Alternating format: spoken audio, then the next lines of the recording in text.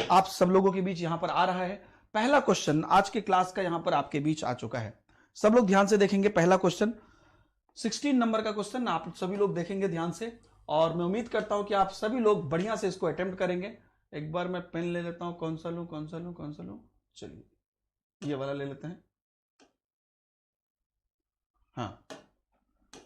हाँ ठीक, चलिए। तो आप सभी लोग को दिखाई दे रहा है, राइट?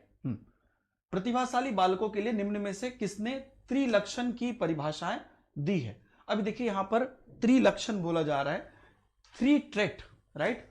थ्री ट्रेट की बात की जा रही है। बहुत इंपॉर्टेंट क्वेश्चन है जो आपको एग्जाम में पूछा जा सकता है। तो प्रतिभाशाली बालक जो है उनके लिए थ्री ट्रेट का सिद्धांत किसने दिया है, आप सभी लोगों को बताना है। दोस्तों थ्री ट्रेट की जब हम बात करते हैं, त्रिलक्षण की जब हम बात करते हैं, तो यह सिद्धांत रेंजुली साहब ने दिया है।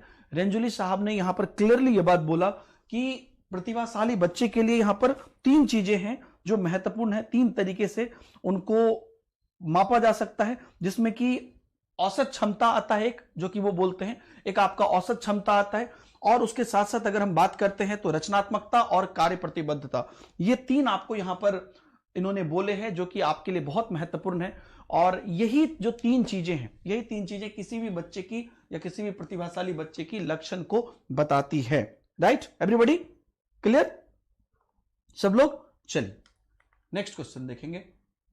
अधिगम की प्रक्रिया में निम्नलिखित में से कौन सा एक कारक नहीं है? सब लोग बताइए कि अधिगम की जो प्रक्रिया है उसमें से कौन सा एक कारक नहीं है। राइट एवरीबॉडी, सब लोग कमेंट में आंसर करेंगे। स्वतंत्रता और आत्म अनुशासन, वातावरण, अनुवांशिकता या धन। तो इन सब में अगर हम लोग बात करते हैं तो कौन सा है अधिगम की प्रक्रिया में जो एक कारक नहीं है? देखिए दोस्तों, अगर हम बात करते हैं यहां पर स्वतंत्रता की और आत्म अनुशासन की, ये अच्छी बात है, ये होनी चाहिए। अगर हम बात करते हैं वातावरण की, एनवायरमेंट की, ये बहुत अच्छी बात है। एनवायरमेंट अगर हमारा बेहतर है तो हम बहुत बढ़िया से अधिगम कर सकते हैं। अगर हम बात करते हैं अनुवांशिकता की, तो ये भी एक इंपॉर्टेंट फैक्टर है। अनुवांशिकता अगर हमारा हेरिडिटी अगर सपोर्ट कर रहा है चीजों को, हमारा जीन अगर सपोर्ट कर रहा है तो भी हम अच्छा करेंगे। धन is not the important factor. Wealth जो है ये इंपॉर्टेंट फैक्टर नहीं है, क्योंकि धन जरूरी नहीं है कि पैसा ही सब कुछ आपको लर्निंग दे देगा। अगर आपके पास पैसा है तो आपको लर्निंग आ जाएगी, ऐसा जरूरी नहीं है, है ना? तो इसलिए हमारा D will be the correct answer. Right everybody? तो अब देखिए, हमारा मोटिवेशन, हमारी रुचि, हमारा अनुशासन, हमारा वातावरण, हमारा सीखने का शैली इत्यादि, ये सभी चीजें मदद करती है। लेकिन धन, अब बहुत लोग सोच रहे होंगे कि सर बिना पैसा के तो कुछ हो नहीं रहा है। वो अलग बात है कि आप पैसा से आपको कई चीजें मिलती है, लेकिन लर्निंग मिल जाएगी गारंटी नहीं है। जैसे कि अनअकैडमी पे, अनअकैडमी प्लस पे बहुत सारे बच्चे आते हैं, लेकिन लर्निंग लेके या टॉप रैंक लेके वही सब लोग जाते हैं जिनको कि खुद में भी करने का ये है, जिनको मान लीजिए कि खुद में मेहनत नहीं करते हैं या जिनकी खुद की वैसी उत्साह नहीं है। तो वो क्या सारे बच्चे एक जैसे हो जाएंगे? बिल्कुल नहीं होंगे। तो अधिगम कहीं ना कहीं आपके आत्म अनुशासन, स्वतंत्रता, वातावरण, अनुवांशिकता, इन सब पे निर्भर करती है। तो आपका यहां पर D will be the correct answer. Next question देखेंगे। अभिप्रेरणा का सिद्धांत क्या नहीं है, यह आपको बताना है। Which is not the theory of motivation. यहां पे देखिए, नॉट, सभी लोग बताएंगे कौन सा मोटिवेशन का थ्योरी नहीं है। प्रोत्साहन, अंतर्नाद, मूल्यांकन या मूल प्रवृत्ति, कौन सा नहीं है? सभी लोग बताएंगे एवरीबॉडी। देखिए यहां पर अभिप्रेरणा की जब हम बात करते हैं, किसी बच्चे को अगर हम मोटिवेट करना चाहते हैं, आप सिंपल अगर आप समझ लेते हैं तो आपको रटने की भी जरूरत नहीं है या उतना जरूरी नहीं। देखिए सीडीपी में ऐसी बहुत सारी चीजें होंगी जो जरूरी नहीं कि आप रट के रखें या याद करके रखें, ऐसे भी आप पता चल सकता है आपको।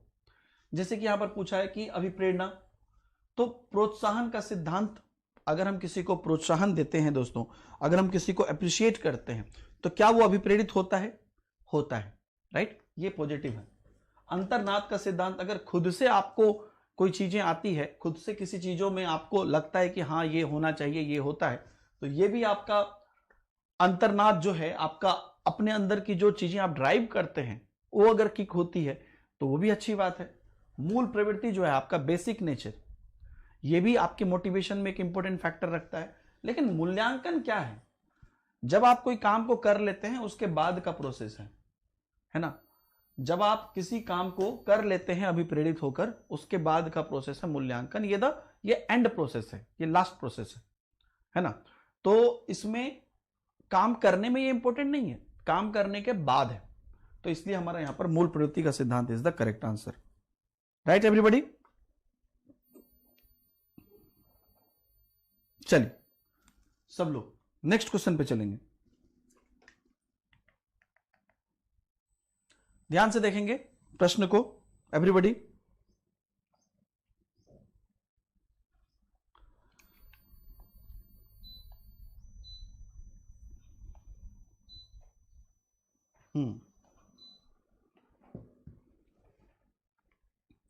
सब लोग ध्यान से देखेंगे एवरीबॉडी। प्रश्न आपको यहां पे क्या कह रहा है, देखिए प्रश्न आपको कह रहा है कि आरटीई अधिनियम, कल मैंने अनअकैडमी प्लस पे पढ़ाया है आरटीई एक्ट, आरटीई अधिनियम 2009 के लागू होने के बाद कक्षाएं कैसी हैं। राइट, क्या आरटीई अधिनियम के होने के बाद कक्षा अप्रभावित है, कोई प्रभाव नहीं हुआ है, या लैंगिक समानता के आधार पर अधिक सजातीय है, या आयु के आधार पर सजातीय है, या आयु के आधार पर विषम जातीय है। तो ये तो अप्रभावित है, ये आपका डायरेक्ट कट गया दोस्तों। लेकिन इसके बाद अगर हम बात करते हैं, आयु की बात अगर हम करते हैं, तो आपको ये देखिए लैंगिक और आयु में आपको समझना पड़ेगा। आरटीई एक्ट क्या बोलता है, 6 से 14 वर्ष के बच्चे को निःशुल्क और अनिवार्य शिक्षा दी जाए। तो आरटीई एक्ट का मेन फोकस क्या है, 6 से 14 वर्ष के बच्चे, और क्या मेन फोकस है, निःशुल्क। यस या नो, ये दोनों इसका मेन फोकस है। तो इसमें ये किसके आधार पर अधिक सजातीय है, मोर होमोजेनियस, ये किसके आधार पर है, आयु के आधार पर। क्योंकि इनका ये कहना, अगर आपको याद होगा मैंने कल जब पढ़ाया था, या जो लोग नहीं जानते वो भी सुन लीजिए, कि अगर कोई बच्चा मान लीजिए कि 10 या 11 या 12 वर्ष का है, तो हम उसको फिर एक क्लास में नहीं देंगे, उसकी आयु के हिसाब से क्लास में देंगे, और जो बची खुची चीजें हैं उनकी, उसको हम एक्स्ट्रा क्लास करके या ब्रिज कोर्स करके या किसी अलग अलग प्रोसेस के तहत उसको पूरा करवाएंगे। मतलब आयु को मेन सेंटर में हमने रखा है कि 14 वर्ष तक भैया इसको प्राइमरी एजुकेशन मिल जानी चाहिए। राइट एवरीबॉडी, तो ये हमारा करेक्ट आंसर। नेक्स्ट, मॉस्लो का सिद्धांत किस पर आधारित, सब लोग बताएंगे। मॉस्लो के सिद्धांत की बात करते हैं हम लोग, मॉस्लो का सिद्धांत किस पर आधारित।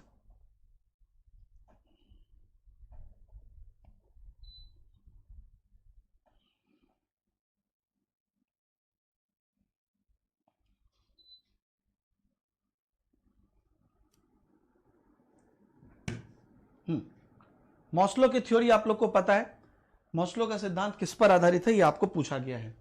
तो मॉस्लो का सिद्धांत भावनाओं, इच्छाओं, आवश्यकताओं या कार्यों पर।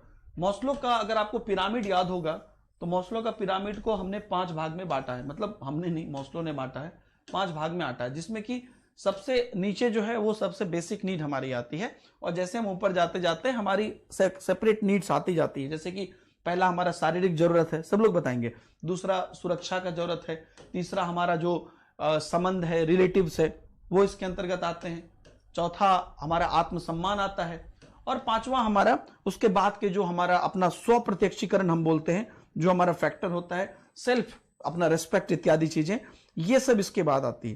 तो इसमें अगर हम बात करते हैं इन सभी चीजों में, ये सब चीजें क्या है, ये सब चीजें हमारी नीड है। और अगर आपको याद हो तो नीड हायरार्की थ्योरी आपका मॉस्लो का नाम भी है, आवश्यकता पदानुक्रम का भी सिद्धांत इसको बोलते हैं। तो यहां पर आपको समझ में आ गया होगा कि ये आवश्यकता पर ही आधारित है, भावना, इच्छा या कार्यों पर नहीं आधारित है, ये आवश्यकता पर ही आधारित है। नेक्स्ट क्वेश्चन देखेंगे सब लोग नेक्स्ट क्वेश्चन देखेंगे। ये भी बहुत बढ़िया है, ये क्वेश्चन को भी मैंने एक बार कराया है, आप सभी लोग से मैं उम्मीद करता हूं कि सब लोग सही तरीके से बनाएंगे इसको। देखिए प्रश्न क्या बोलता है, निम्नलिखित में से कौन सा मूल्यांकन प्रक्रिया का एक चरण नहीं है। ठीक है, अभी आपको सीटेट में जो क्वेश्चन आते हैं, अगर कोई नहीं वर्ड रहता है तो उसको बोल्ड कर दिया जाता है और अंडरलाइन कर दिया जाता है। तो आप बताइए कि कौन सा यहां पर चरण नहीं है। ठीक है, मूल्यांकन प्रक्रिया के बारे में बात की जा रही है, इसके 3 चरण होते हैं, तो आपको बताना है। सब लोग वीडियो को लाइक जरूर कर दीजिएगा, पता नहीं आज काफी कम लोग जुड़े हुए हैं, तो शेयर शायद आप लोगों ने नहीं किया है, तो प्लीज शेयर करते रहिए ताकि टीचर का भी एनर्जी बना रहे। और काफी बेहतरीन चीजें आपको दी जा रही है इस मॉक टेस्ट में, जिससे कि आप सिस्टमेटिक अप्रोच से सीख सकते हैं। तो शिक्षण गतिविधियों की अगर हम बात करते हैं, कौन सा चरण नहीं है, या व्यवहारिक परिवर्तन की बात करते हैं, शैक्षिक उद्देश्य की बात करते हैं, ये 3 इसके चरण में आता है। व्यवहार परिवर्तन जो पहला है, बिहेवियरल चेंज,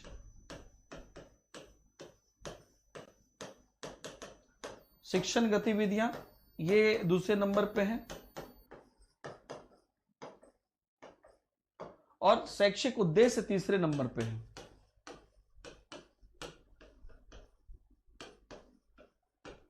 ठीक है, हाँ, शिखर पांडे, इतना बड़ा लिखने की जरूरत नहीं है। तो हमारा ये तीनों हो गया। निम्नलिखित में से मूल्यांकन प्रक्रिया का चरण क्या नहीं है, तो बौद्धिक स्तर नहीं है। व्यवहार परिवर्तन, शैक्षणिक गतिविधियां और शैक्षणिक उद्देश्य, ये तीनों इसके चरण में आते हैं, इसलिए ये तीनों आपका इसमें करेक्ट आंसर होगा। लेकिन चरण नहीं है हमको पूछा है, तो बौद्धिक स्तर, सी विल विन द पॉइंट। तो हमारा इसका आंसर सी हो गया। नेक्स्ट क्वेश्चन देखेंगे सब लोग, बढ़िया क्वेश्चन है। निम्नलिखित में से कौन अधिगम मूल्यांकन का सिद्धांत नहीं है? सब लोग देखेंगे। ठंड नहीं लग रही है आपको? नहीं, मैं हैदराबाद में हूं, यहां पर एसी चल रही है, बहुत गर्मी है। चलिए, निम्नलिखित में से कौन सा अधिगम मूल्यांकन का सिद्धांत नहीं है? सब लोग बताएंगे, है ना?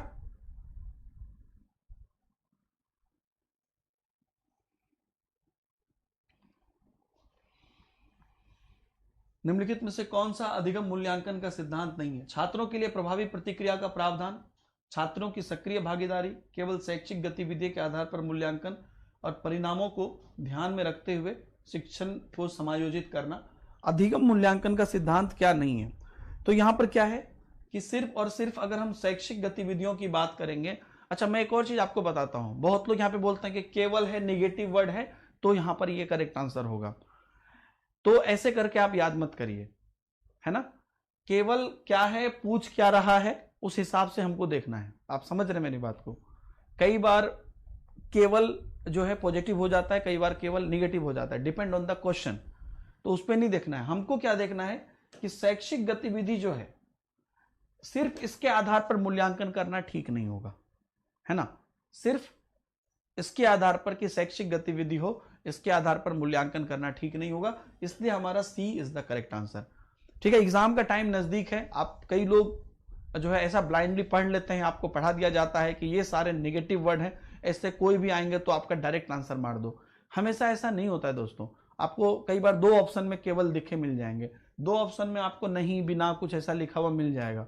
तो ऐसे चीजों पे मत रहिए, बढ़िया से प्रश्न को पढ़िए, बढ़िया से चारों ऑप्शन को पढ़िए, कौन सा किस पे सूट कर रहा है वैसे सोचिए। तो शैक्षिक गतिविधियों के आधार पर सिर्फ मूल्यांकन करना ठीक नहीं है, तो हमारा ये करेक्ट आंसर हुआ, सी इज द करेक्ट आंसर। समझ रहे मेरी बात को? नेक्स्ट क्वेश्चन देखिए सब लोग, बाल विकास इक्वल टू क्या बोलते हैं हम लोग? सिंपल सा क्वेश्चन है और मुझे लगता है कि सब लोग इसका आंसर सही से बनाएंगे। बाल विकास की जब हम बात करते हैं, चाइल्ड डेवलपमेंट जो होता है वो हेरिडिटी गुना इन्वायरमेंट होता है, राइट? आनुवांशिकता गुना पर्यावरण। तो हेरिडिटी हमारा लास्ट ऑप्शन में है, डी ऑप्शन में है, तो डी हमारा करेक्ट ऑप्शन होगा। ठीक है, तो हेरिडिटी गुना इन्वायरमेंट, आनुवांशिकता गुना पर्यावरण, ये हमारा करेक्ट आंसर होगा। Right everybody? चलिए नेक्स्ट क्वेश्चन, निम्नलिखित में से कौन संज्ञानात्मक विकास के पूर्व संक्रियात्मक चरण की विशेषता है? राइट, संज्ञानात्मक विकास के पूर्व संक्रियात्मक चरण। पूर्व संक्रियात्मक चरण मतलब क्या? 2 to 6 ईयर। तो निम्नलिखित में से क्या 2 to 6 ईयर के चरण की विशेषता है? 2 to 6 ईयर पे क्या बच्चों के लिए यहां पे सही होगा, ये आपको बताना है एवरीबॉडी। क्या सिद्धांतों का सृजन होगा, तर्क क्षमता का विकास होगा, स्व केंद्रित होगा, या अनुकूलन और आत्मसातकरण होगा? सब लोग बताएंगे देख के। Everybody has to answer. तो देखिए, आपको पता है कि बच्चे के अलग अलग उम्र में बच्चे का अलग अलग प्रकार का डेवलपमेंट होता है। तो जब भी हम बच्चे की बात करते हैं और बच्चा जब 2 to 6 ईयर्स में रहता है, तो बच्चा मोरओवर ईगोसेंट्रिक होता है, स्व केंद्रित होता है, जो आप देख रहे हैं, राइट? ईगोसेंट्रिक होता है। इसमें 2 to 6 ईयर एक ऐसी अवस्था है जब बच्चे पढ़ने के लिए भी नहीं जा रहे हैं, स्कूल भी नहीं जा रहे हैं, उनको किसी भी प्रकार की उन सब तरह की चिंतन करने की या सिद्धांत की आवश्यकता भी नहीं है और वो जानते भी नहीं है, क्योंकि चिंतन मूर्त चिंतन बच्चा मूर्त संक्रियात्मक में करता है और अमूर्त चिंतन बच्चा अमूर्त संक्रियात्मक में करता है। तो यहाँ पर हमारा अनुकूलन, आत्मसातकरण, ये सब भी बच्चों के बाद के एज की चीजें हैं, इसलिए इसमें से कोई भी हमारा करेक्ट आंसर नहीं है। स्वकेंद्रित will be the correct answer. Next,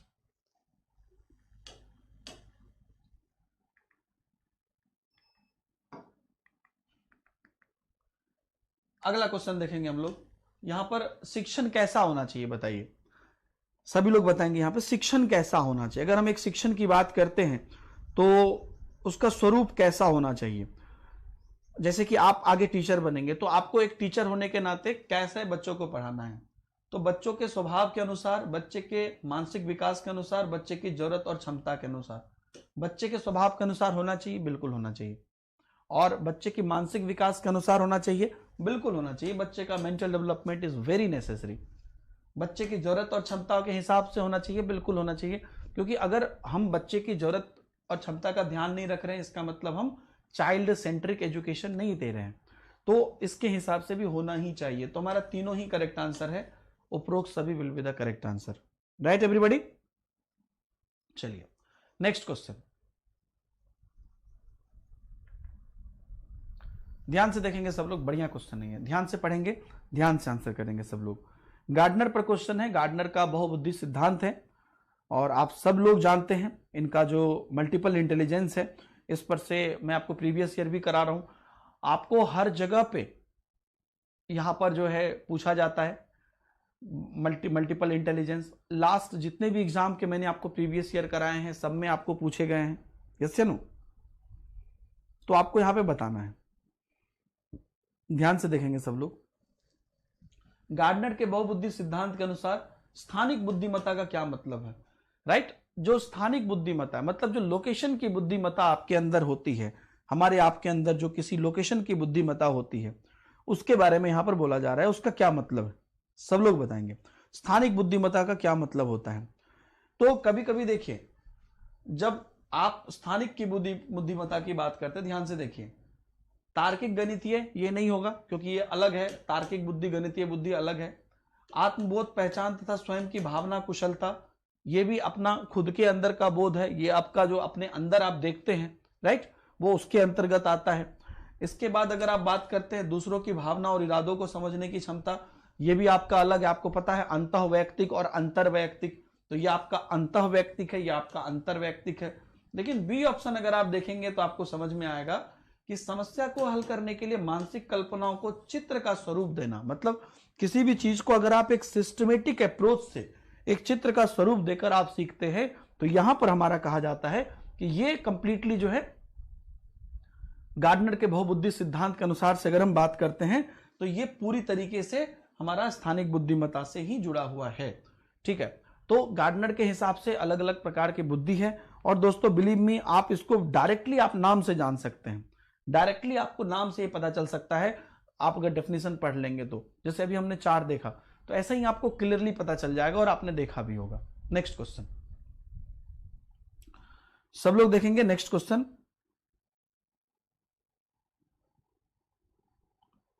सब लोग बताएंगे, everybody has to answer here. कौन सा कथन सही है यह आपको बताना है, ट्रू कथन बस बताना है। आपको 3 स्टेटमेंट दिया हुआ है, सब लोग बताएंगे। ये देखिए आपका प्रीवियस ईयर का क्वेश्चन है, ये आपका PYQs है और मुझे लगता है कि 2016 में, कल ही मैंने कराया है शायद, 2016 में ये क्वेश्चन आपको सितंबर में पूछा गया। तो बच्चे ज्ञान के निष्क्रिय प्राप्त करता है, बिल्कुल नहीं।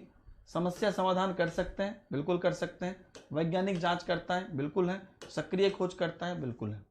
तो 2, 3 और 4 हमारा करेक्ट आंसर है। तो विकल्प A will be the correct answer. या राइट एवरीबॉडी, विकल्प A will be the correct answer, है ना।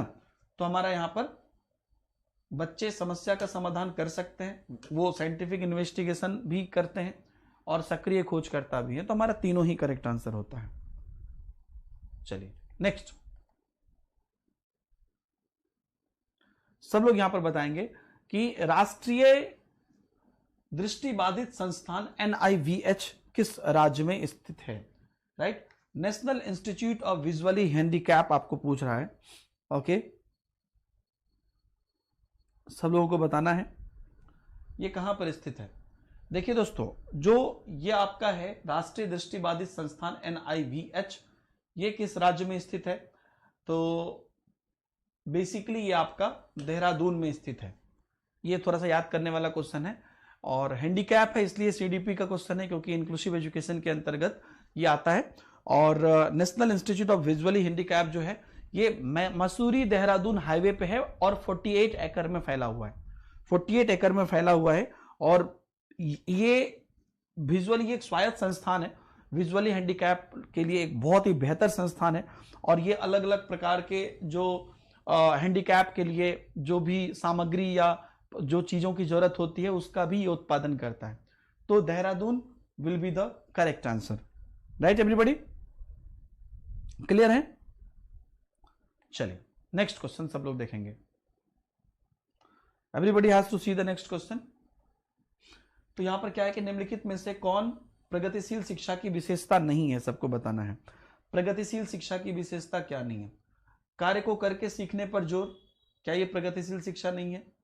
सहयोगात्मक और सहकारी शिक्षण परियोजनाएं, क्या यह प्रगतिशील शिक्षा नहीं है? निर्धारित पाठ्य पुस्तकों पर आधारित निर्देश, क्या यह प्रगतिशील शिक्षा नहीं है?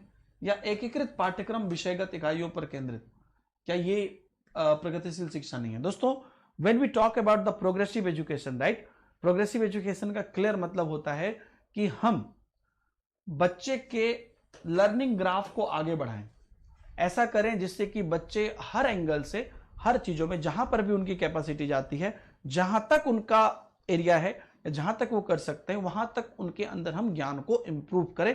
ये बात यहां पर आपको प्रगतिशील शिक्षा में बोली जाती है।